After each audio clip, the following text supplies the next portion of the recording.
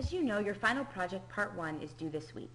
I would encourage you to click on the Course Information tab in your navigation bar and then on Assignment Guidelines and Rubrics. Here, if you scroll down, you'll find a link to the final project, Part 1 document. There's also a link to the submission template, which I would encourage you to take a look at, along with the exemplar that's available to you in the Module 5. But let's take a look at the final project, Part 1 document. This document contains an overview of the project, the official prompt, a description of the milestones, and then the final project Part 1 rubric.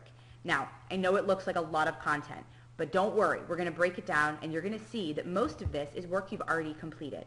So let's start with the overview. This is information that for the most part you already know, that you've been named the marketing director of a large pet supply company, that you're launching a new pet food line, that it's for both cats and dogs, and talks about the 2 milestones which you've already created, Milestone 1 and Milestone 2. So really this is just a reminder of the role that you're playing and the project. Then we move on to the prompt. This is where we get into exactly what you need to do. And when you look at the template, you'll see that it follows a similar pattern. So final project Part 1 needs to be a written document, 2 to 4 pages in length using APA formatting. And I would encourage you to please use the template that's been provided because it not only is already structured in APA formatting in terms of the right font and size and spacing, but it also provides you prompts and guided questions to help you along the way. So let's get into specifically what you need to do. There's 2 parts to this.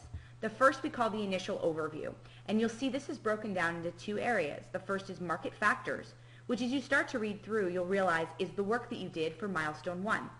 The second is the target market analysis, which of course is the work that you did for Milestone 2.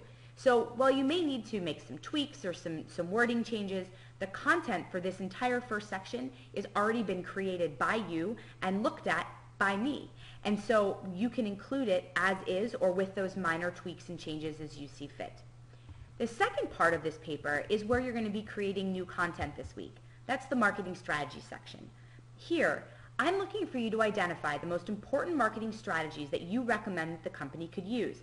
Many of you have already gotten a head start on this, talking about it either in your discussion post or in your Milestone 2 paper.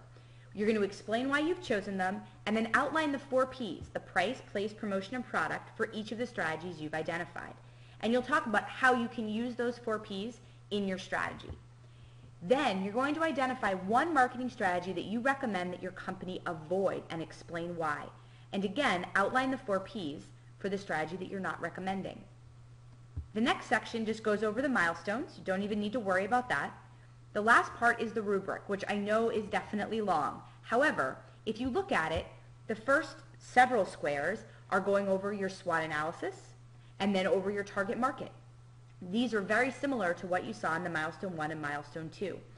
The last few boxes on this page have to do with that second piece around marketing strategy. So the identification of strategies, how you're using the 4 Ps, the strategies to avoid, and then the strategies that you're not recommending as per the 4 Ps. Finally is your articulation of response, which you're going to see on just about every rubric here at SNHU.